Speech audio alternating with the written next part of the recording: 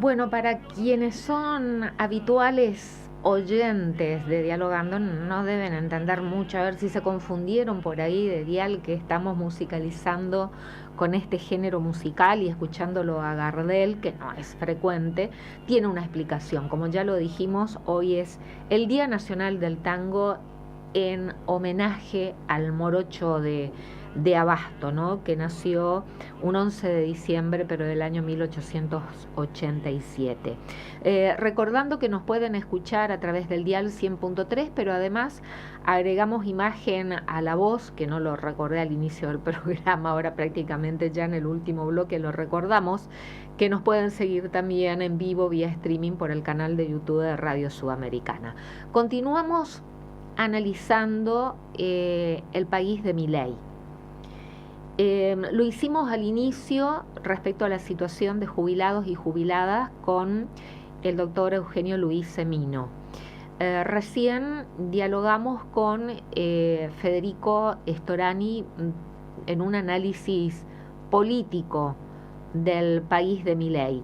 Y ahora lo que vamos a hacer es el análisis de la política económica del país de Milei, y lo convocamos al licenciado Ataliba Laprovita en su calidad de economista, porque es licenciado en economía y recientemente obtuvo otro título más como abogado, y también es docente universitario, es titular de la Cátedra de Economía Política de la Facultad de Derecho de la Universidad Nacional del Nordeste. Licenciado Ataliba Laprovita, ¿qué tal? ¿Cómo le va? Buenas noches. Hola Liliana, ¿cómo estás? Saludo a toda la audiencia. ¿Nos recibe bien usted? Sí, perfecto. Bueno, análisis de la política económica del país de Milei. ¿Qué le quedó a usted después de todos los anuncios en materia económica que hizo en el mensaje grabado al cumplirse un año de su gestión?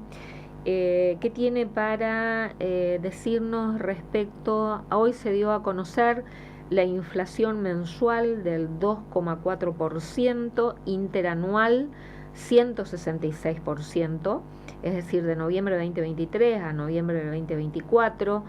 Canasta básica total, dice el INDEC, se necesita 1.466.000 pesos una familia con 4 integrantes, y una canasta básica alimentaria, la misma familia con 4 integrantes, 439.240 pesos. Esto en el país de Javier Milei. Bueno, empiece por donde usted más quiera, licenciado Laprovita. Sí, haríamos un análisis bastante incompleto si arrancamos por el final de la historia, es decir, si arrancamos por estos resultados. Me parece que a fuerza de ser sinceros tenemos que iniciar el análisis pensando desde diciembre, inclusive desde el 10 de diciembre del año 2023, y tratando de poder llegar a una conclusión a un año de la gestión de Milei. Lo cierto y lo concreto es que Milei encuentra un país con un nivel de inflación elevado, con una dinámica que sin duda no es la que él plantea hiperinflacionaria del 15.000%, una dinámica inflacionaria en ese momento muy compleja, muy comprometedora, y sin duda que al analizar las causas de esa inflación en ese momento, los economistas podíamos en ese momento y ahora advertir inclusive diferencias en la interpretación acerca de dichas causas. Por ejemplo, fundamentalmente el actual ministro, el presidente de la Nación, consideraron y consideran que la causa fundamental de la inflación estaba dada por el exceso en la emisión de dinero, fundamentalmente para el financiamiento del déficit fiscal. Entonces, manos a la obra, dijeron, y lo primero que trataron de alcanzar y lo han alcanzado, y ahora vamos a hablar de los costos sociales. Seguramente vos ya estuviste hablando antes con los otros invitados de esto.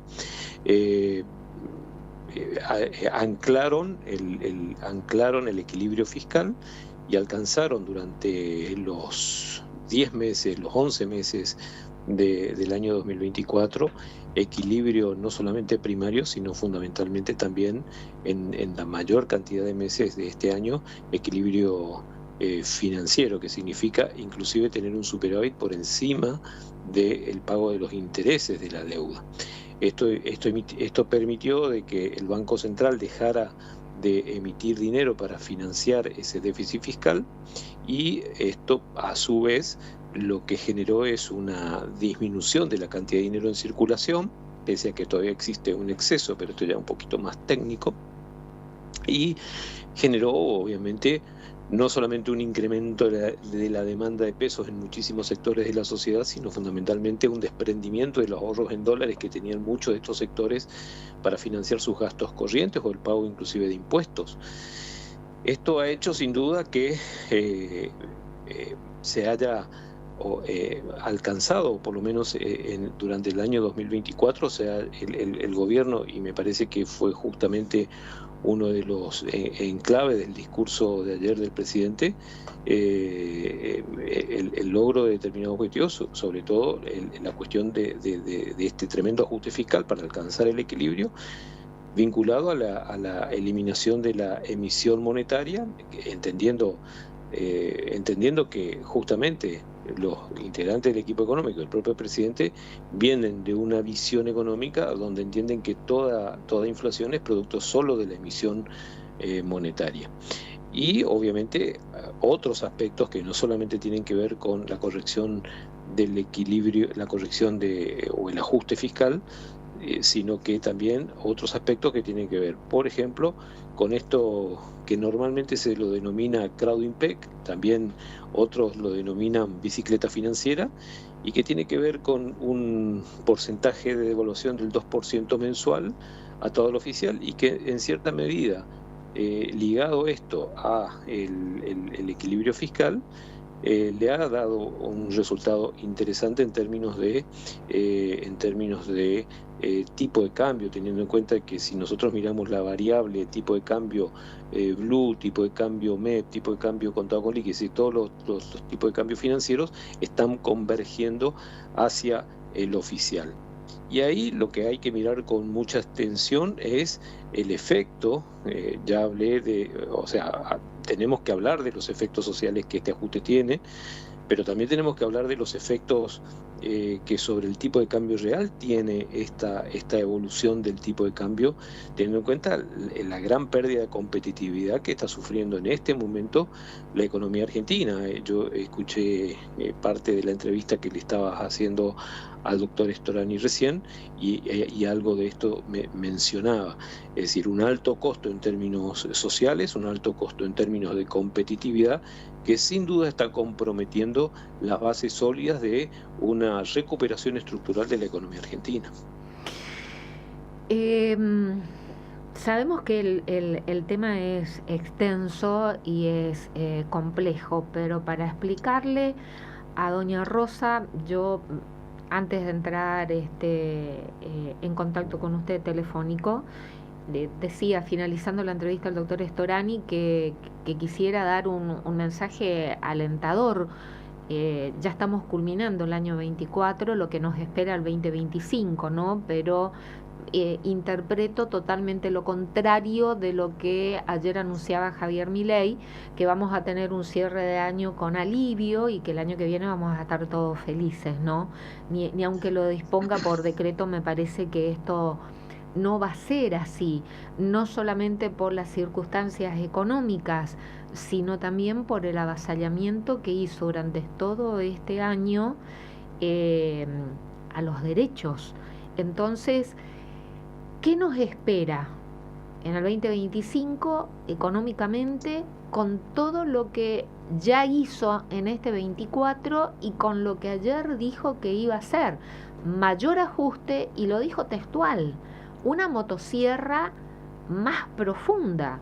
y siguió jactándose de el achique al Estado. Entonces, ¿qué nos espera el año que viene? Usted como economista, justamente. Sí, Liliana, mira, lo que hay que entender, por un lado, es cuáles son aquellos, por eso yo quería hablar un poco de dónde venimos y cuáles son los objetivos que se trazó el gobierno para poder entender la lógica sobre todo de la política económica. Es decir, el objetivo era eliminar la inflación, y la pregunta que hay que hacerse es: ¿se eliminó la inflación? Claramente no. Claramente en lo que entramos eso es en un proceso de desinflación, que es algo distinto a un proceso de eliminación absoluta de la inflación. Es decir, pasamos, acuérdate que en diciembre, después de la gran y abrupta devaluación de más del 100% que se produce, teníamos un tipo de cambio de 366 pesos y nos fuimos a un tipo de cambio de 800. Los precios aumentaron en un 25,6% en ese momento. En noviembre teníamos una inflación del 12,8% y la inflación, el aumento de la inflación se fue reduciendo. Yo digo, el aumento de la inflación se fue reduciendo. Es decir, hoy llegamos a una inflación del 2,4%, pero mirar con mucha atención qué está pasando con la inflación núcleo. La inflación núcleo es aquella que no está vinculada con los precios de las tarifas públicas, por ejemplo, o con los precios de los productos o servicios estacionales. Y la inflación núcleo fue del 2,7%. ¿Esto qué significa?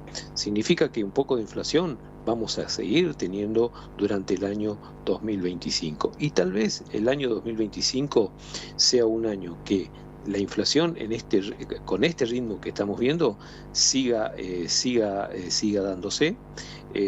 Probablemente los niveles de pobreza que nosotros escuchamos allá en julio, agosto de este año, que llegaban al 52%, probablemente como consecuencia de una disminución en la dinámica inflacionaria, se reduzcan al 49%, es decir, no tengamos una pobreza del 52%, pasemos a tener una pobreza del 48%, que sigue siendo alta, una inmoralidad para la República Argentina, no solamente alta, es una inmoralidad para la República Argentina. Por lo tanto, asociado a esto, probablemente seamos testigos de un aumento en los niveles de desocupación. Hoy tenemos una desocupación del segundo trimestre del 7,5%, probablemente veamos y seamos testigos de una evolución de la desocupación a rangos más altos, con un incremento inclusive, y ojalá que esto no suceda, de un aumento en la informalidad laboral, pero una informalidad disfrazada de formalidad como consecuencia de estas reformas que se fueron dando en la ley base, fundamentalmente esta reforma que se generó a partir de la posibilidad que tengan las empresas de extender los periodos de prueba o de incorporar trabajadores autónomos a sus listas de trabajadores, por lo tanto no declararlos como personal de estas empresas. Es decir, vamos a tener seguramente allí una informalidad o una formalidad disfrazada, y fundamentalmente mirar con mucha atención qué vaya a pasar con los salarios y qué vaya a pasar con esta motosierra que se viene anunciando con mucha pompa y como mensaje de éxito, inclusive. Como algo positivo. Fundamentalmente, como algo, sí, pero más que como algo positivo, como algo siniestro. Yo en esto quiero rescatar esta idea de que se ve detrás de la motosierra hay sufrimiento de mucha gente. Totalmente. Y entonces festejar que el sufrimiento de la gente es algo bueno, es siniestro. Entonces, esto se ve reflejado, por ejemplo, en el impacto que tiene la motosierra, la reducción o el alcanzar este superávit fiscal, ¿a costa de quién? Y está muy claro a costa de quién. Fundamentalmente a costa del sector de jubilados. Dentro del paquete de ajuste, el 26% del ajuste lo pagan los jubilados. La obra pública, basta con transitar las rutas en este momento en las rutas nacionales, el ajuste que alcanza la obra pública en la República Argentina, en el total del ajuste que hace el gobierno sobre el gasto público, alcanza el 23,7%, pero fíjate que el sector de jubilados y servicios sociales sigue siendo el que lidera este ajuste. Las transferencias a las provincias con un impacto en este total del ajuste de un 7%, fíjate vos que, y no quiero confundir con números a esta altura de la noche, pero fíjate vos, Liliana, lo que se ha reducido las transferencias a las provincias ha alcanzado al 90% al mes de octubre de este año. Fíjate, provincias como Corrientes, que dependen mucho de estas transferencias para llevar adelante obras o para llevar adelante programas de empleo o para llevar adelante asistencias a municipios, cómo impacta esto en los presupuestos no solamente provinciales sino también municipales, y ni hablar de los gastos de capital, que también alcanzan a un 20% de este ajuste total en el gasto público. Entonces, cuando hablamos de motosierra, lo que estamos viendo claramente es sectores concretos que se ven perjudicados. Y aquí te enumeré algunos de estos sectores, fundamentalmente el de jubilados y servicios sociales, que absorben casi el 30% del ajuste total en la República Argentina. En esto no hay nada para festejar, al contrario, es para mirarlo con mucha atención, con mucha preocupación, y atender a las consecuencias que esto puede tener para el año 2025. También ayer mencionó, una reforma impositiva para el 2025, que va a haber va a reducir los impuestos, y que volverán los impuestos a las provincias, que dijo de donde no debieron nunca salir. Esto sin conocer nada, sin conocer la letra, porque lo único que mencionó es de una reforma impositiva que iba a eliminar impuestos y que los impuestos iban a regresar a las provincias. La coparticipación, ¿de dónde sale? Y si medidas de esta naturaleza, porque si elimina impuestos, baja la recaudación, hablando muy en el aire, ¿no? Y si esto puede perjudicar la coparticipación y por lo tanto perjudicar a las provincias, porque no habló, creo que no mencionó de reformar la ley de coparticipación, tampoco habló de presupuesto. Lo que el vocero presidencial anunció hace unas semanas, de que se iba a convocar a sesiones extraordinarias desde el 5 de diciembre, que ya pasó, al 27 de diciembre, y nunca salió el decreto convocando a sesiones extraordinarias. Todo hace suponer, como ayer tampoco mencionó, que nuevamente no habrá un presupuesto general de la Nación, y de esta manera disponiendo discrecionalmente el presidente de los fondos nacionales. Entonces, explíquenos un poquito qué riesgo, o por ahí nos dicen, ¿no? Es altamente positivo el tema de una reforma impositiva. Ahí mencionaste algo interesante de donde me gustaría partir, y que tiene que ver con la discusión del presupuesto. Fíjate vos que el gobierno nacional hoy está poniendo en un terreno de no discusión del presupuesto para el año 2025, de lo que atendiendo a que el presupuesto o la ley de presupuesto en un país es una ley madre en términos de ordenamiento, no solamente en términos de ordenamiento fiscal, sino fundamentalmente en términos de ordenamiento o de bases sólidas que dan previsibilidad y un orden a la distribución de los recursos que por disposición de una ley específica que el Congreso debe sancionar anualmente, se dispone no solamente en el orden nacional, sino también en materia de distribución a las provincias. Dicho esto, al no tener este presupuesto, es una situación de absoluta discrecionalidad frente a la cual se encuentra el país entero, atendiendo a la supremacía de poder que va a adquirir el presidente sin presupuesto, justamente no atendiendo a uno de los principios fundamentales de una democracia constitucional como la de la República Argentina, que es la de el control y el balanceo del poder, sobre todo el presidente, sobre todo cuando tenemos un sistema sumamente presidencialista. No me quiero meter mucho en este terreno porque no soy politólogo, pero sí está muy claro que frente a la no discusión de una herramienta tan importante, nuestra democracia constitucional está en riesgo, haciendo caso a muchos constitucionalistas que hoy están levantando la voz, planteando este riesgo sobre la democracia constitucional que está teniendo nuestro país en este marco de gobierno. Dicho esto, vayamos a la cuestión sobre la propuesta de reforma impositiva.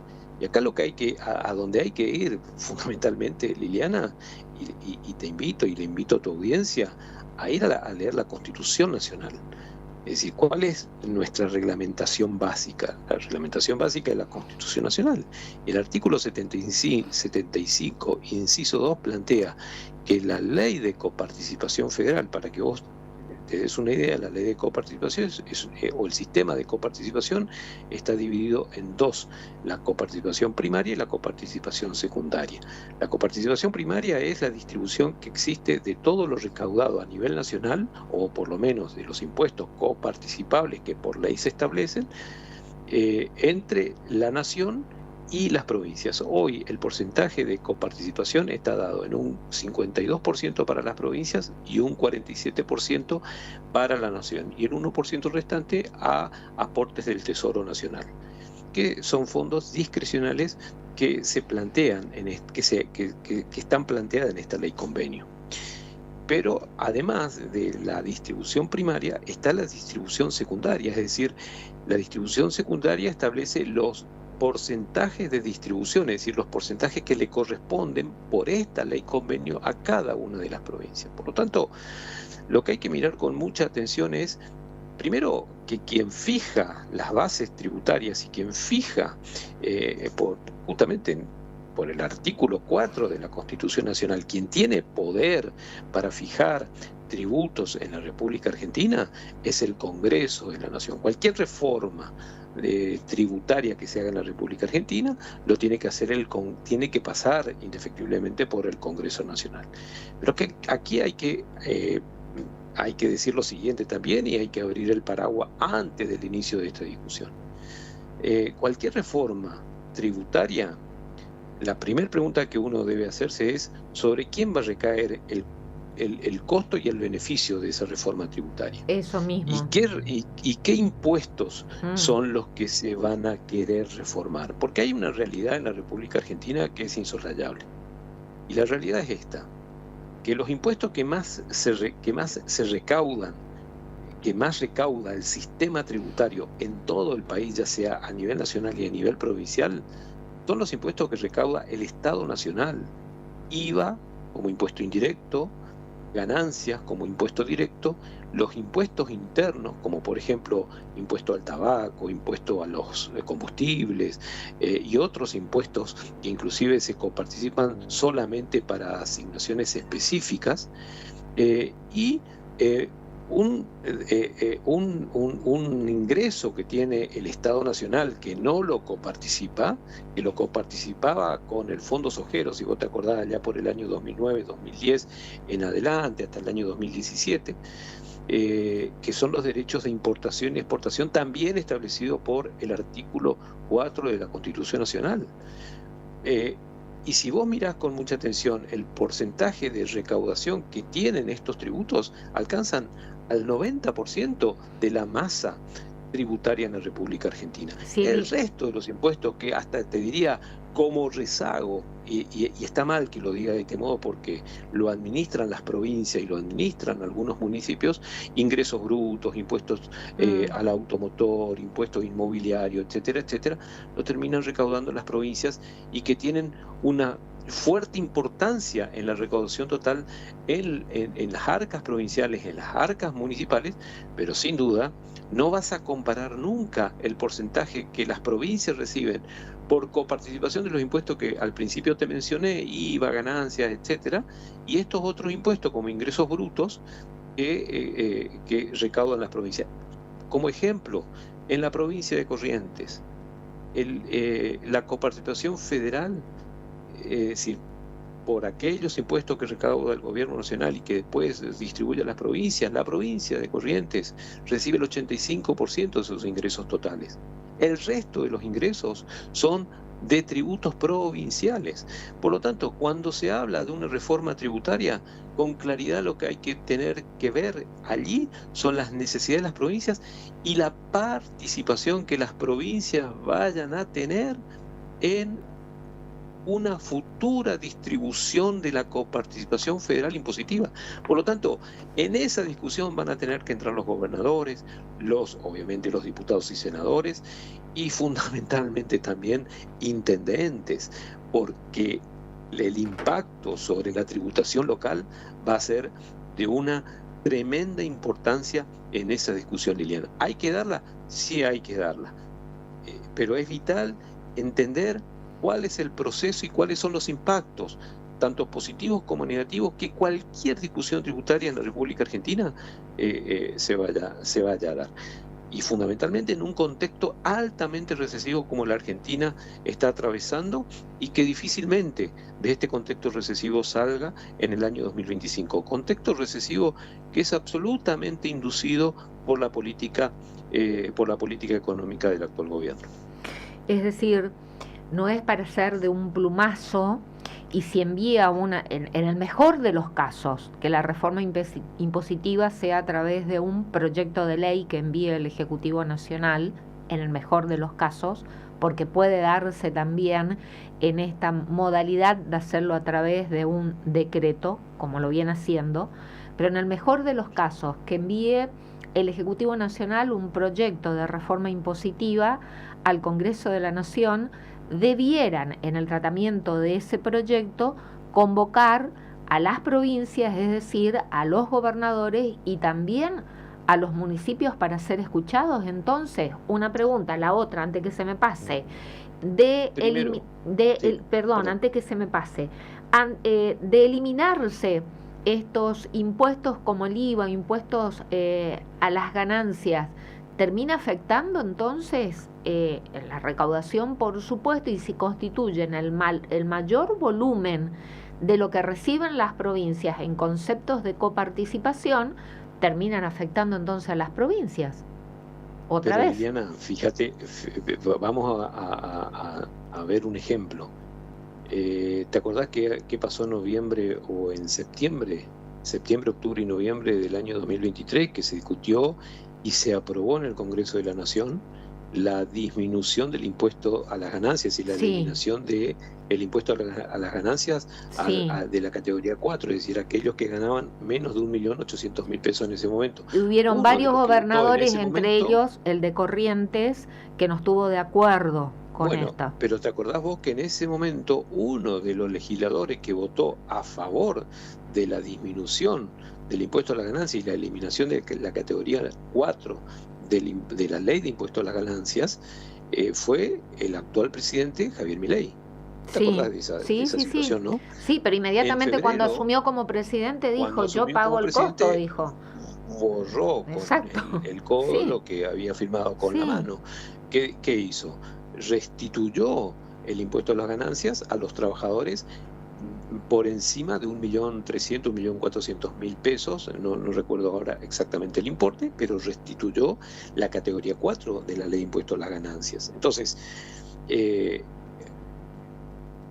cuando hablamos de reforma fiscal y de reforma tributaria, primero, que no se puede hacer por decreto, sería inconstitucional, que una reforma de esa naturaleza se haga por decreto, porque el presidente no está facultado por Constitución Nacional a fijar tributos.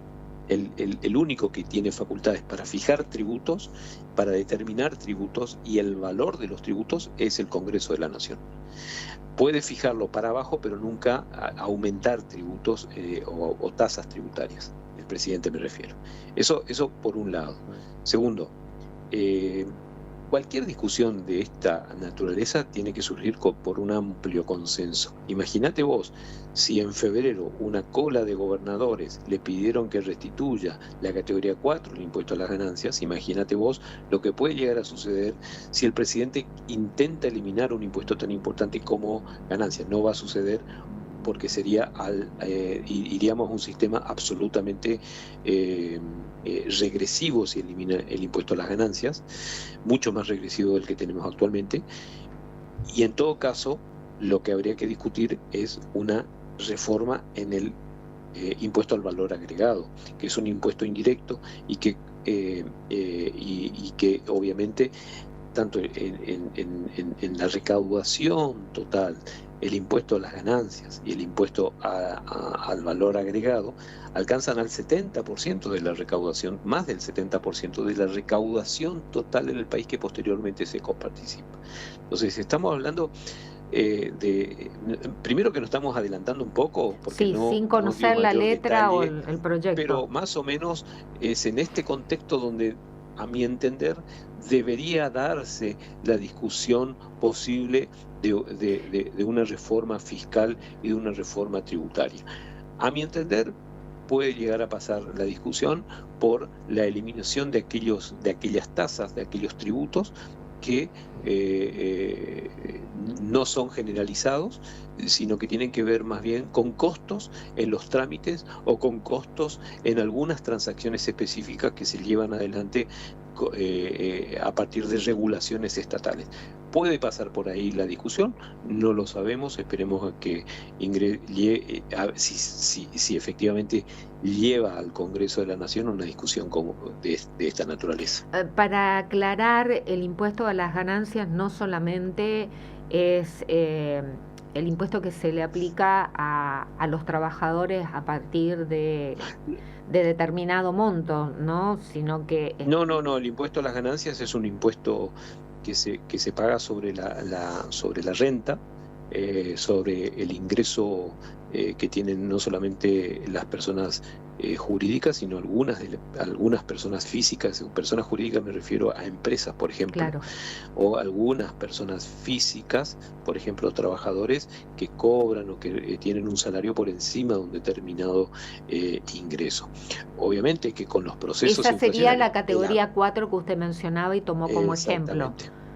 Así es. Fíjate vos que con el proceso inflacionario, que no está agotado en la República Argentina, estamos en un proceso de desinflación, pero no en un proceso de eliminación de la inflación, porque la inflación, a pesar de que en noviembre del año 2023 tuvimos una inflación de casi el 13%, pero en diciembre tuvimos una inflación del 25,5% y en enero del 20,6%, y ahí se anunció una inflación del 2,4%. Probablemente la inercia inflacionaria nos lleve a tener una inflación que sea muy difícil de bajar del 2%, no solamente por una inercia inflacionaria, sino por algunas cuestiones que están vinculadas con costos internos y externos de la República Argentina. Lo que nos puede llevar no solamente a una erosión del salario como está sucediendo, sino fundamentalmente a una pérdida de la competitividad, lo cual puede afectar el crecimiento futuro de la República Argentina y por lo tanto una perspectiva de mayor recaudación en la República Argentina. Esto está muy vinculado a los procesos de actividad económica. Cuando mejora la competitividad de la economía, puede tender a aumentar la renta, puede tender a generarse un crecimiento económico, y esto induce a un aumento en la recaudación. Pero no tenemos que olvidar, Liliana, y en esto quiero seguir un poco la línea de reflexión que venía haciendo el doctor Storani hace un rato, no quiero dejar pasar la idea de que cualquier discusión del sistema tributario o política tributaria a la cual podamos ir en la República Argentina no debe ser regresivo, debe ser absolutamente progresivo. ¿Y cuál es la diferencia entre lo regresivo y lo progresivo? Que aquellos que tienen menor capacidad contributiva paguen menos y los que tienen mayor capacidad contributiva paguen más. Y el camino que nosotros hemos transitado durante el año 24 es totalmente contrario a la progresividad. Fue muy regresivo. No te olvides que por ley bases, se suprimió uno de los impuestos más progresivos que había en la República Argentina, que justamente es la disminución de del impuesto a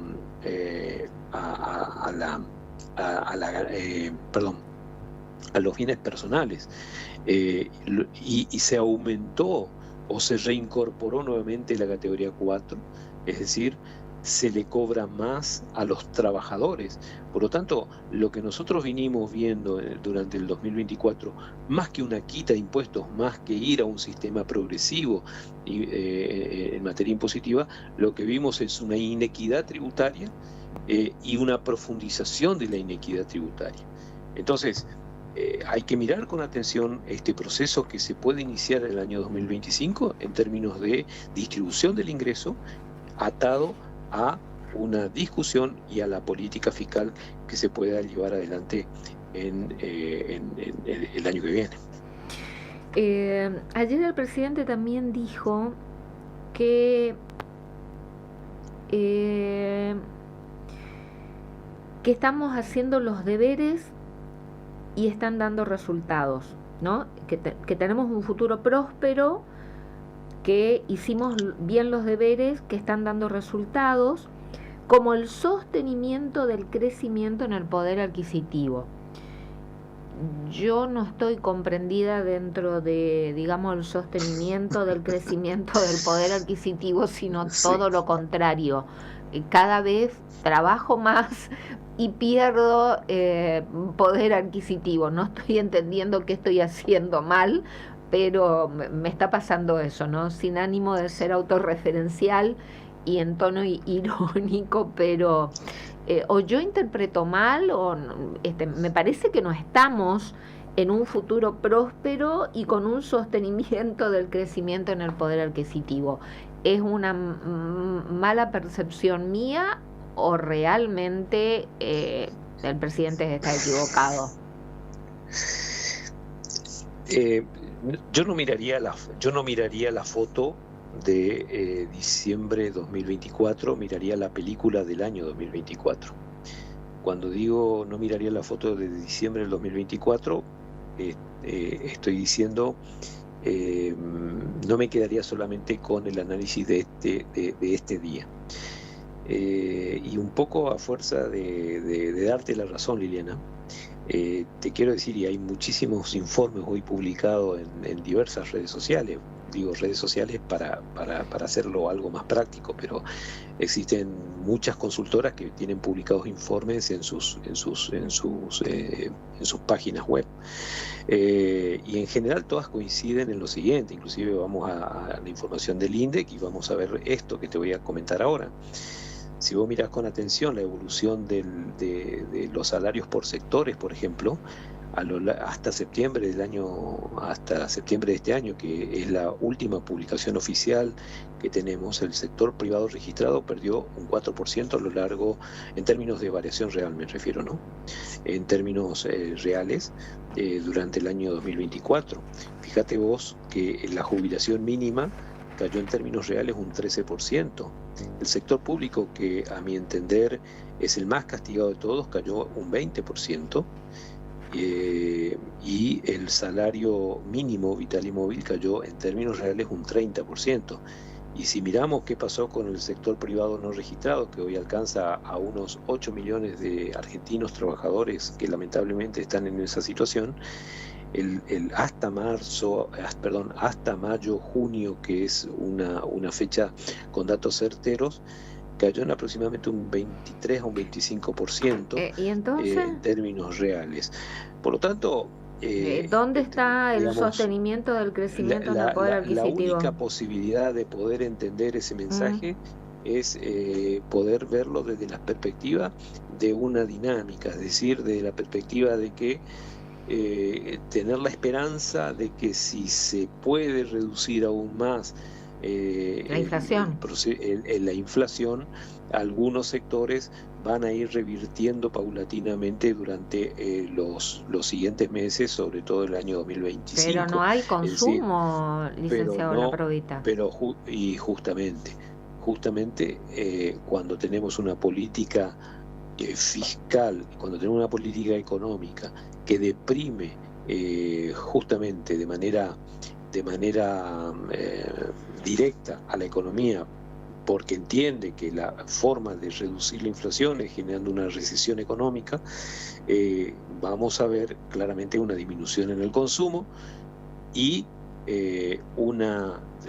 ya lo estamos viendo, una disminución del gasto público, y esto nos puede acarrear una disminución obviamente de la actividad económica, que es también lo que estamos viendo. Si vos mirás con atención qué ha pasado con los distintos sectores de la economía, claro, los únicos sectores de la economía que han crecido en este tiempo, en el año 2024, fueron la minería y la agricultura, que son sectores que también incorporan muy pocos porcentajes de trabajadores. Sin embargo, la actividad de la construcción, la actividad manufacturera, el comercio, en general en el año 2024 han decrecido completamente. Por ejemplo, para darte algunos datos, la construcción cayó en un 16,3%. La industria manufacturera, que es una actividad que incorpora un gran porcentaje del sector privado registrado, cayó un 13%. El comercio durante el año 2024 cayó el 1,9%. Y esto, si lo ponemos en contexto social, con una pobreza cercana al 50%, que seguramente es la que va a arrojar el segundo semestre del año 2024, es verdaderamente una situación preocupante. Entonces, y si a esto le sumamos un aumento en la pérdida de competitividad de la economía, sin duda que podemos transitar un 2025 atado justamente a esto que en algún momento se conversó en tu programa, y que tiene que ver con un incentivo a la actividad especulativa, pero sin duda que los indicadores reales de la economía no están mostrando vigor como para decir que con fuerza vamos a crecer en el año 2025, más allá de que algunas consultoras o algunos organismos internacionales así lo están diciendo. ¿Y su parecer cuál es? ¿Nos espera un 2025 aliviado y felices para todos los argentinos?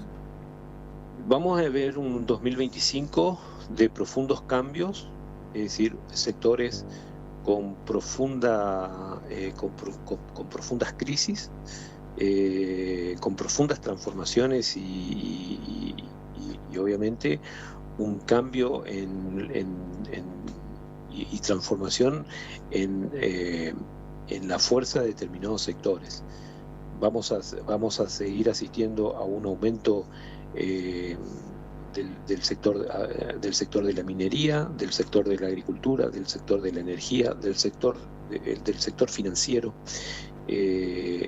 y si no hay una gran e inmediata recuperación en los primeros meses del año 2025, vamos a seguir transitando una caída en la industria manufacturera, pero fundamentalmente vinculada a la industria manufacturera al sector exportador. ¿Y por qué te digo al sector exportador? Porque en realidad aquí lo que está sucediendo es que Argentina está teniendo niveles de tipo de cambio muy parecidos a lo que tuvimos en el año 2001 y a lo que tuvimos en septiembre, octubre del año 2023, es decir, un tipo de cambio muy desfavorable para nuestras exportaciones, sobre todo de este sector manufacturero argentino. Esto, obviamente, va a repercutir sobre nuestras exportaciones y va a consolidar un proceso de aumento de importaciones. Mientras estas importaciones sean de bienes de capital, no hay mayor problema, porque son inversiones directas que se se dan en la economía. Ahora, el problema que se da es cuando este incremento de las importaciones se da sobre bienes de consumo que inclusive pueden ser producidos internamente. Entonces, es allí donde está un poco el nudo del gran problema hoy, o la gran debilidad del modelo económico argentino en este momento, teniendo en cuenta justamente este factor que debilita a la economía argentina y que tiene que ver con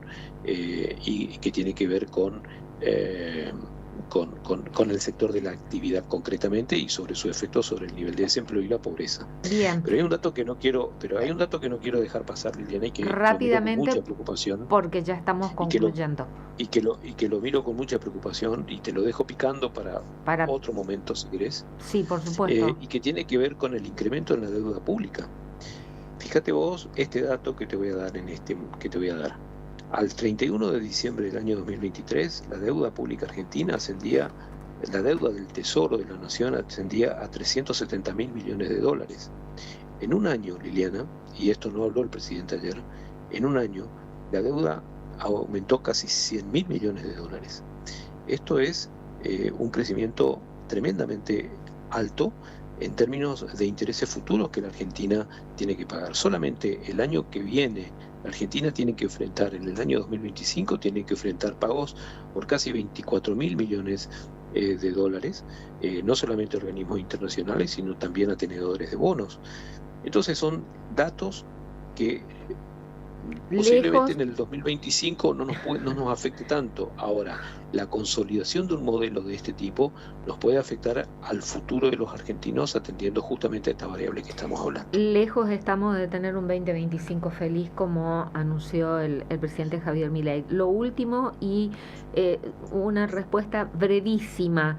Esto de tener un salario, que los trabajadores tenemos un salario promedio de $1.100, también estamos muy lejos de la realidad, ¿no? $1.100 que serían más de $1.000.000 de pesos. Y el salario promedio. 80% gana el 80% de los argentinos, hasta el decil octavo, para que te des una idea, es decir, el 80% de los argentinos, Liliana, no llega a ese el 80% de las familias argentinas no llega a ese salario. Bueno, todo dicho. Licenciado Ataliba Laprovita, gracias por esta comunicación, felicitaciones por el nuevo título profesional de abogado. Bueno, y muchas gracias. Gracias también por su participación en Dialogando, y si no nos volvemos a comunicar, buen cierre de año, y nos estaremos comunicando en el 2025 y convocándolo nuevamente a que participe en nuestro programa. Muchísimas gracias. Un saludo grande para todos. Gracias. Bueno, tratamos de entrevistar para analizar por lo menos en estos tres aspectos, ¿no? El país de Milei, la situación de jubilados, el análisis político de la situación de jubilados con el doctor Eugenio Semino, palabra autorizada. Un análisis político del país de Milei, otra voz autorizada, Federico Storani, y el análisis de la política económica del país de Milei. Recién lo escuchamos al economista licenciado en Economía, Ataliba Laprovita, que además es titular de cátedra de Economía Política en la Facultad de Derecho en la Universidad Nacional del Nordeste. Usted sacará sus propias conclusiones. Tratamos de tener este abanico de análisis del año de Javier Milei, o del país de Javier Milei, que en mi opinión particular está muy alejado del país que vivimos en realidad los argentinos, los trabajadores, sobre todo la casta de los trabajadores y la casta de los jubilados. El país real que vivimos está lejano del país del presidente Javier Milei, como ayer lo presentó. Muchísimas gracias, señor Francisco Acosta, en la operación técnica, y a Felicitas Barbosa en www.radiosudamericana.com. Nosotros nos despedimos, le decimos chau, hasta mañana.